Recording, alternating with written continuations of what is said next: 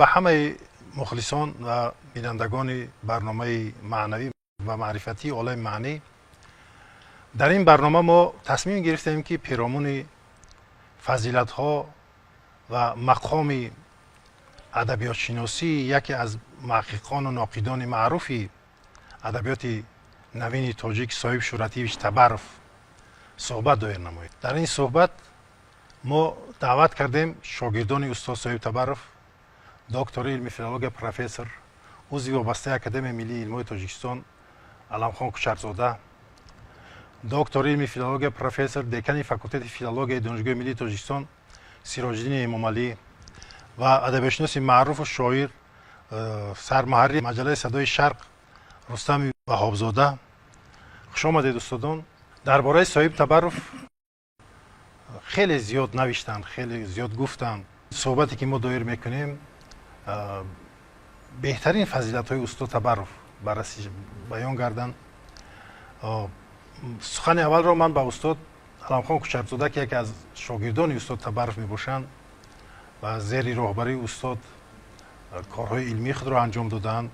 در مد اول شما یک معلومات مختصر درباره صاحب تبرف، شرح حال او را استاد تبرف را بیان کنید، چون که بیننده عزیز ما واقف کردن درباره شخصیت استاد صاحب تبرف. تشکر.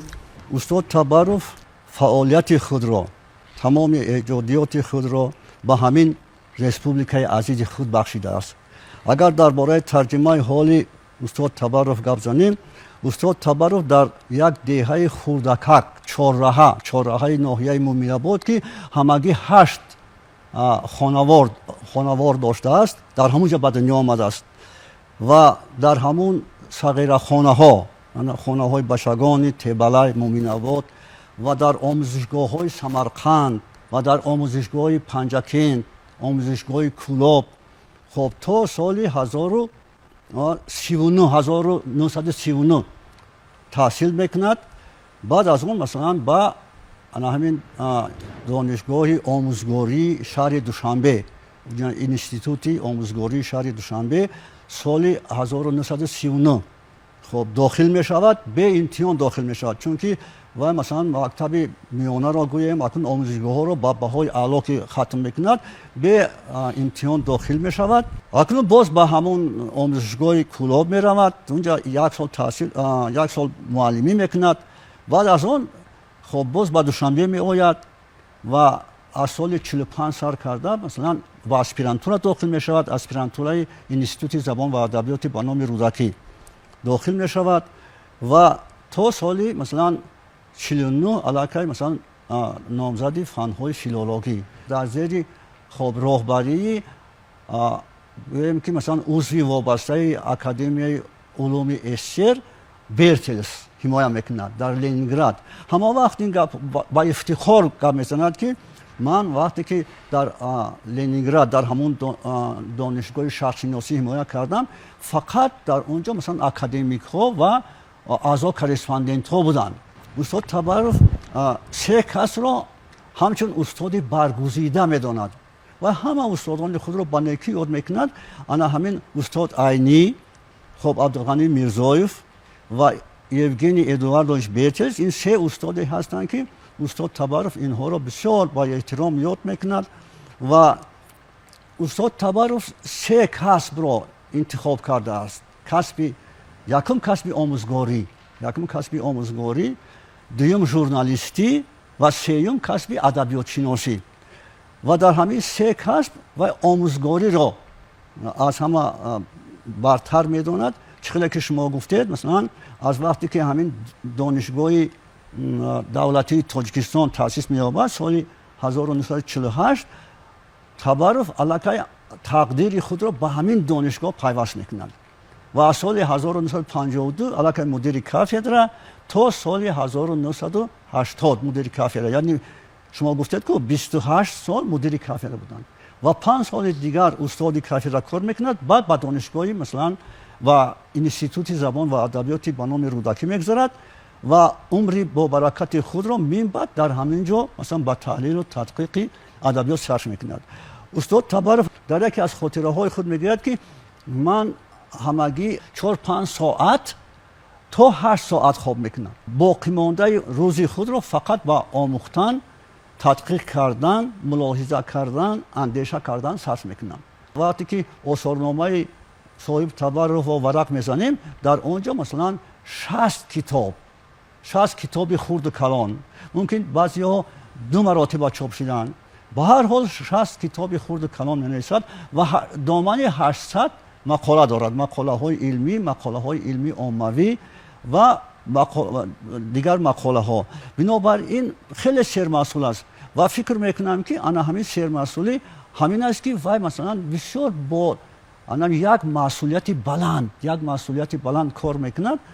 استاد تبرف در بین ادبیات شناسان بعد جنگ بزرگ وطنی یکی از معروفترین، سرنفوذترین، مثلا مسئول‌ترین مثلا ادبیات شناس میباشد. درباره فضیلت‌های علمی استاد تبرف، استاد رستم وهاب زاده که یکی از شاگردان استاد تبرف هستند چیزی بگوید. استاد صاحب تبرف به چند چیز توجه میکردن در درس، در تحقیق، کار پژوهشی که انجام میدادن. ولی در یک کلمه چند موردی که ما بخش‌های توجهشون در یک کلمه میشود خلاصه کرد که واقعیت از نظریه پردازی های بی اساس بسیار دور، همیشه خود را دور را بر حذر میگرفت. برای همین حتی نام کتابشون که حیات، ادبیات و ریالیسم، از همین واقع بینی و واقع نگاری، واقع نگاری مایل فطریشون به این چیز برمی آید. و در تحقیق اثر بدیعی یک چیز اصلی و اساسی هست که همیشه ثمره علم با اون وابسته است که این متن اثر بدیعی است.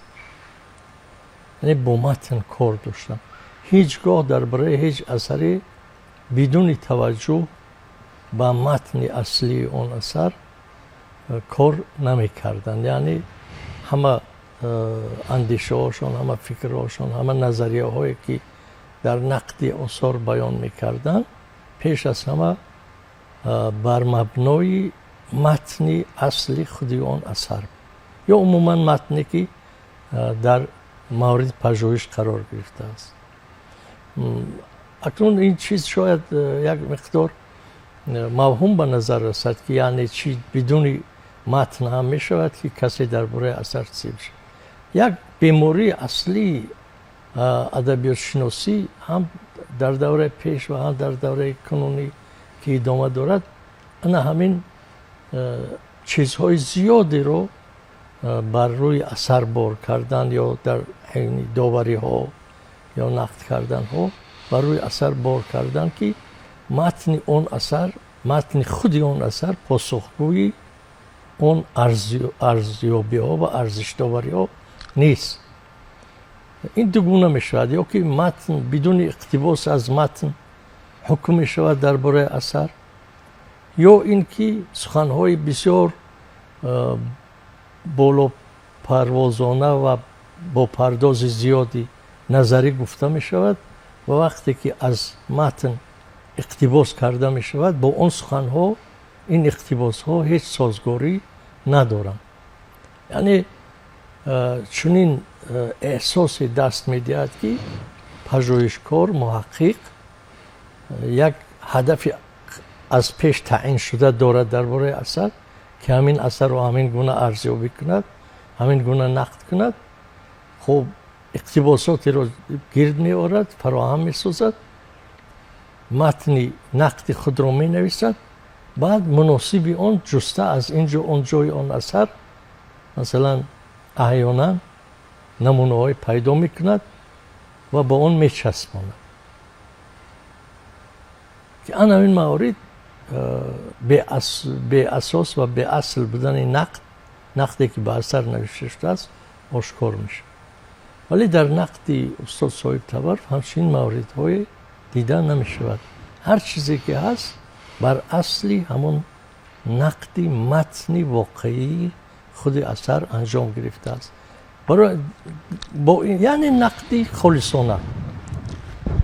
نقدی که هدفش از پیش تعیین نشده است. بگذار حتی اثری که با جهانبینی منعقد مناسبت دارد یا نامناسب است، فرق ندارد هر گونه. برای همین است که ما در نقد آثار نقد مثبت یا نقد با نظر منفی یا نقد با نظر مثبت استاد صاحب تبرک در اون سالها نمونه های آثار ادیبان رو هم میبینیم که بعض سبب های سیاسی یا تاریخی یا چی از نقد آثار آنها، از بررسی آثار آنها صرف نظر میشد، حتی نام برده نمیشد. درباره آثار بدیعی یک شعری جالبی استاد مومن قناعت است با نام شمع تب که میگوید که اگر جوانی رو بود گر طبع موزون برای شعر میسازد دلش خون. خب هم خیلی میگوید سخن سنجیده گوید ای عزیزان برای او میفشانید دامان مبادا شمع طبع او بمیرد. بعد یعنی همین دوره هست که استاد مومن قناعت بر شعرهایش مثلا انتقادات شده است، انتقادات دایر بر شعرهایش شده است و در پای این مقاله صاحب تبرک شمع طبع زنده چاپ می شود که از شعرهای بعدینه استاد مومن قناعت که خیلی رضایت ممنونیت خود را از پیشرفت ایجادی شاگردشون اعلام میکند که مثلا در دانشگاه درس دادن، درس گفتن و مدتی در همان کانون ادبی فیلولوژی توجیه، یعنی همین گونه. و یکی از درس های بسیار مؤثری هم که از استاد تبرک در یاد ما شاگردان باقی مانده است، همون حالا فکر میکنم کورس مخصوص حالا میگوییم، همون دوره مخصوصی متن شناسی بود که و اساسی کتابی که حالا سال نشرش 1978 است. ما سالی که به دانشگاه وارد شدیم همین سال است، سال 78. یعنی شاید این رو یک سال بعد به ما درس دادن، یک سال بعد از همون چاپش. و یعنی که اودیتوریا و فوندی کتاب های درسی که استاد صاحب تبرک استفاده میکردن محدود نبود. با ادبیات داخلی یا ادبیات چندین سال استفاده شده محدود نبود. تازه ترین یافته های علمی، تحقیقات پژوهشی علمی که در سراسر اتحاد شوروی یا شاید جهان میشد موردی نظر ایشان بود و در درس از آن استفاده میکرد. همین کتاب ریس رو متنش اسنوی تکستولوژی برای ما کانسپکت فرمودن، یعنی مختصر نویسی همون رو فرمودن و ما همون وقت همین کتاب رو مثلا من خودم قریب که ترجمه کردم از زبان روسی در همون چیز و خیلی سود برداشتیم از همین کتاب درباره قانون‌های متن شناسی، اصل‌های مناسبت به متن اثری بدیعی، جریان تحول متن اثری بدیعی و استثناء و امتیازهایی که به متن شناس احیانا داده می شود در بخش مثلا کنیکتورا و اساس قیاس و مقابله برطرف کردن اشتباهات متن، این چیزها.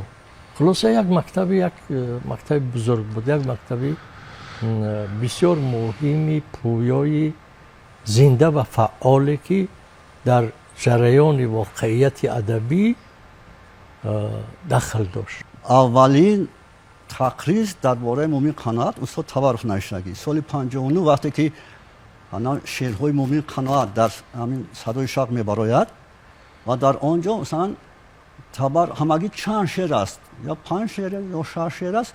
تبرک در همینجا همین پرواز به سوی نظم عالی گفته یک تقریض می نویسد و در همینجا مثلا در همینجا میگوید که اگر مومن قناعت بسیار مهنت کند در بوستان نظم امروزه ما یک گلی بسیار خوشبو خوش رنگ با میدان می آید و وقتی که باز در آخری باز همین سال 59 باز در صدای شهر باز چند شعر مومن خانم میبراید و در همینجا علاقه تنقید میکند استاد تبارک میگه که مثلا همین گویا فکر در اینجا مثلا بسیار مکمل نبوده است، مثلا بیان رنگین هم باشد نه که بیان واقعیش کمتر است. بنابراین استاد تبارک این گپ را که میگوید مومن قناعت آزار میکند. چه شعری که شما گفتید این شعر مثلا بعد نوشته میشود که این با همون استاد تبارک داخل دارد با تنقید استاد تبارک. بعد تبارک باز مثلا بعد این باز مقاله می نویسد، مثلا در مقاله مثلا تاب چون شمع زنده چه که شما گفتید و در آنجا مثلا انا همون شعرهایی که باز من بعد استاد مومن قناعت رو باز اثر نو تحلیل میکند و در حقیقت مومن قناعت بعد این شعرها رو تحلیل کرده بود، بعد تحریر باز خوانده چه میکند، یعنی بعد همین گویا که همین دستی شاعر را گرفتن تا آخر میبرد. 4-5 مقاله هایی هست که بعد اون که مثلا در حقیقت باور میکند که اکنون مومن قناعت شاعری بسیار برجسته شده است و میتواند که مثلا شاعری برکمالی مثلا، یعنی استاد تبارک همین جوان ها را بیشتر حرکت میکند که آنها را از همین خودی اگر جوان فرض کردیم که آینده دار باشد از اول حرکت میکند، هم با مقاله هایش چیزی که شما گفتید هم با مکتوب هایش حرکت میکند که مثلا این آدم مثلا سبزی شیابد در ادبیات. میخوام که سیراجدین امام علی در اطراف همین موضوع یک کم در صحبت کنید. پیش از اونی که میخواستم یک چند جمله اطراف این کتابچه گفته گذارم، منم از همون نسلی هستم با افتخار میگم که بعد از ختم فاکولته فیلولوژی دانشگاه ملی سال 1996 فعالیت کاری رو که در فاکولته شروع کردیم با حیث عنوان شناسایی ما با استاد صاحب تبارک اساسا توسط استاد خداینظر اساس‌زاده صورت گرفتن و همون نزدشون دعوت کردن و گفتن سیراجدین یک همین مواد رو برده به دست استاد صاحب تبارک میرسونید و تاکید کردن که حتما همین زنگ خانه استقامتی استاد رو یک مرتبه زیر میکنید و خداشون. یعنی واقعا هم وقتی که رفتیم استاد بسیار مسئولیت شناس و مرتبه دیگه با تشبث استاد علمخان کوچرزاده سال 1998 کلیات حاجی حسین کنگردی با تشبث پیشوای معظم کشور روی چوب برآمدن و استاد کوچرزاده را زنگ زدن که با دست شاگردتان سیراجدین همین کلیات حاجی حسین کنگردی را با من میفرستید و من روز دیگه رفتم همون انتظار بودن خانه دعوت کردن و کتاب با ما پیشکش کردم گفت که سیراجدین من همین گفتن که در همین ایجادیات حاجی حسین کنگردی بعضا اندیشه های معارف پروری هست. ما همین کنی ورق زنم که اویو تا کدوم اندازه همین چیز حقیقت دارد. در حقیقت با تشبث پیشوای معظم کشور امر رهبر دولت از 12 دکبر سال 2023 درباره تجلیل جشن 100 سالگی ادبیاتشناس و نقید شناخته تاجیک با تصویب رسید و امروز در تمام مؤسسه‌های علمی و تعلیمی و فرهنگی کشورمون این چیز برپا شده است. پهلوهای فعالیت استاد صاحب تبارک رو همین نقد ادبی تاجیک در بر میگیرد و اساساً انا همون اطراف یک اوچر که دارد استاد ساتیم روزاده با نام درازمگاه و همین تقریض بسیار تنقیدی استاد صاحب تبارک با نام اثر کم قیمت که سال 1946 در روزنامه تاجیکستان سرخ روی چاپ میشود از همینجا ابتدا میگیرد و واقعا هم استاد صاحب تبارک خیلی در مورد بند و بست استاد صاحب تبارک همین چیزا را بسیارتر با استاد الاغزاده ایراد میگیرند و در اینجا استاد علمخان کوچرزاده اطراف انا همین کتاب همون یادداشتنامه‌شون تاثیرات عقل و دل اشاره کردن. عجیب که انا همین هم در همون خمسه که شما استاد اشاره کردین حیات ادبیات ریالیسم دیگر باره با همین تقریض برنگشتن استاد تبارک دیگر باره برنگشتن نه در حیات ادبیات ریالیسم و نه در دیگر جاها اطراف نه در رزمگاه استاد الاغزاده و نه در مورد انا همین اثر کم قیمت همین تقریضشون استاد تبارک چیزی اشاره نکردن و ما به خاطر انا همین پشت پرده نموندن همین تقریض ما اینا در همین васоити таълимӣ ҷо кардем ва бибинем ки устод соҳиб Табаров аз замон дар асари ёддоштиашон таъссуроти ақлу дил моҳи октябри соли 1975 вақте ки бо ҳамроҳии устод Раҳими Мусулмониён, устод Худойназар Асозода ба театри илоҳотӣ барои ҳамроҳи донишҷӯёни факултети филология барои тамошои намоишнома мераванд. Дар ҳамон саҳни театр бо устод Улуғзода ҳам суҳбат мешаванд, атрофи баъзан бурду бохти драматургияи тоҷик суҳбат мекунанд, баъзан дар бораи насри ҳамон давра суҳбат мекунанд ва аз солҳои 70 бевосита яке аз ташвиқгарону мубаллиғони худи устод Улуғзода мешавад ва баъдтар соли 1987 моҳи 24 сентябр пурра дар бораи насри Сотим Улуғзода рӯ меоварад ва дар онҷа ҳатто устод соҳиб Табаров як ишора мекунад ки мегӯяд ки асарҳои насрии Сотим Улуғзодаро баъди гузаштани 10 солаҳо пай мебарем ки адиб чӣ мехоҳад. яъне аз ин маълум мегардад ки воқеан ҳам устод Табаров аз миёни адибони тоҷик, хусусан адибони давраи нави тоҷик ҳама дар назар дорам, нисбат ба фаъолият, нисбат ба иҷодиёти устод Улуғзода таваҷҷӯҳи бештаре доштааст. китобе бо номи Абармарди роҳи омӯзиш ва пажӯҳиш ҳам чоп ва ҳам дастрасӣ хонанда гардид. дар бинои асосии донишгоҳ як лавҳаи фахрӣ ҳаст ки дар он ҷа танҳо докторони фахрии донишгоҳ, он нафаре ки унвони доктори фахрии донишгоҳро насиб гардидаанд, расми ё сурати устод соҳиб Табаров дар қатори дигар докторони фахрии донишгоҳи миллии Тоҷикистон насб карда ҷой карда шуд ки соли 2001 устод соҳиб Табаров барои фаъолияти илмӣ дар соҳаи илму маориф ҳамин унвона мушарраф гардида буданд. дар факултети филологияи донишгоҳи миллии Тоҷикистон стипендияи номӣ бахшида ба садсолагии устод соҳиб Табаров, стипендияи бо номи Табаров соҳиб Шӯҳратиевич барои донишҷӯёни фаъоле ки дар гурӯҳҳои буҷавӣ бо баҳои аъло сессияро ҷамъбаст мекунанд, стипендия таъсис дода шуд. ташаккури зиёд.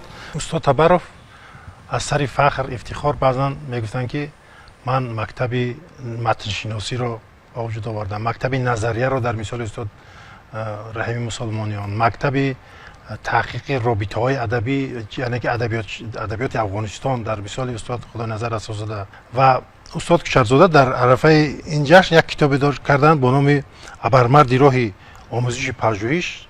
хеле китоби хуб аст, хеле тадқиқоти ҷолиб кардааст. ман мехоҳам ки устод мундариҷаи китоб маълум аст ки шумо хеле заҳмат кашидед дар бораи фазилатҳои илмии устод Табаров. мо медонем ки устод Табаров пажӯҳиши доранд бо номи Пайрав Сулаймонӣ. воқеан хеле тадқиқоте ки мукаммале ки дар илми адабиётшиносии ҷаҳонро эътироф карданд. ва медонем ки устод Табаров ин рисоларо ҳамчун ин китобро, ин мавзӯъро ҳамчун рисолаи докторӣ дифоъ карданд, аммо оно тасдиқ накарданд, баргарданд. яъне ки душманони зиёд доштанд устод Табаров. ва мехоҳам ки сари ҳамин масъала, яъне ки аз як тараф пайраваст ва дар охирҳои умр баъди солҳои 90 устод Табаров рӯ овардан ба фитрат, ба мунзим ва дар мусоҳибае ки ман анҷом додам сабаби рӯ оварданашро гуфта будам. ман мехоҳам сари ҳамин масъала каме суҳбат кунем. чаро устод Табаров баъди солҳои 90 ба фитрату ба мунзиму ба инҳо рӯ оварданд? дар ҳақиқат 5 қисм дар давраи зиндагии устод Табаров ба чоп расида буд. ҷилди шашмро низ устод Табаров тайёр кардааст, лекин ба сабаби анамун солҳои 90 охири 90 ки ҳамин хел ҳодисаҳои нохуш шуда буд дар ҷумҳурӣ чоп нашида буд. ва мо ҳамин корро анҷом дод. Институти забону адабиёти ба номи Рӯдакӣ ҳамин корро анҷом дод, яъне ҷилди шашуми ҳаёт ва адабиёт реализм чоп мешавад. инчунин ҷилди ҳафтумаш хоб як файзи алам бидуобӣ ки устод Табаров ин шоири будааст ки масалан куллиёт доштааст. хоб дар ҳамин давраи охири умр таҳқиқ мегзаронад. хоб баъд аз он хеле ки гуфтем ҳоҷи Ҳусайни Хатлонӣ китобро Сироҷиддини Эмомалӣ бурда буданд خب تحقیق می‌گذارن این چون درباره بکتور یک مقاله بسیار مفصل دارد. انا همین سه اثر رو یک جا کرده جلد هفتمی حیات و ادبیات رئالیسم گفته ما چاپ کرده ایستادیم، هم در کتابخانه ملی تاجیکستان، هم در دانشگاه آموزگاری تاجیکستان به نام صدرالدین عینی، خب هم در انستیتوت زبان و ادبیات به نام رودکی کارهای زیاد کرده ایستادن. استاد تبرف همه را مثلا واقعیت را میگفت. تبرف مثلا حرکت میکرد که همه وقت یک نویگری کند.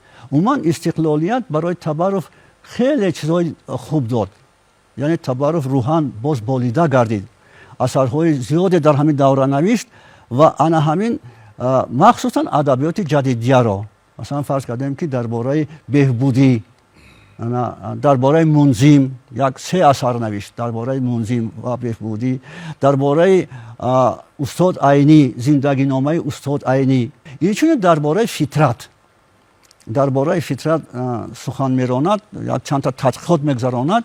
خب و مخصوصا همون اثرهایی که در حقیقت درباره هویت ملی، درباره مثلا همون افتخار ملی، درباره تاریخ، مثلا همون اثرهای پیشینه‌ای مثلا درباره مناظره، درباره بیانات سیاه هندی، در بسیار تحقیقات‌های مکمل میکند. استاد تبرف میگوید که ادبیات جدیدیه در دوره شوروی آموخته نمیشد، بنابراین تحقیقات تبرف درباره ادبیات جدیدیه خیلی مکمل است و برای آموختن این ادبیات این دوره اهمیت کلان دارد. مدتی که ما روی فضیلت‌های استاد تبرف همچون سخنشناس، همچون آموزگار، همچون محقق صحبت کردیم و استاد صاحب شوراتیویچ تبرف از محققانی هستند که نام خود را در تاریخ ادبیات شناسی، در تاریخ نقد ادبی جاوید ماندند با محصول ذهنی که از او باقی مانده است. به همه اشتراکچیان، به استاد کوچرزاده، استاد سیراجی امامی، استاد رستم و ابوزاده تشکر میگم برای یک صحبت بسیار صمیمی. با همین وقتی به برنامه ما داشته به انجام رسید. تا برنامه‌های آینده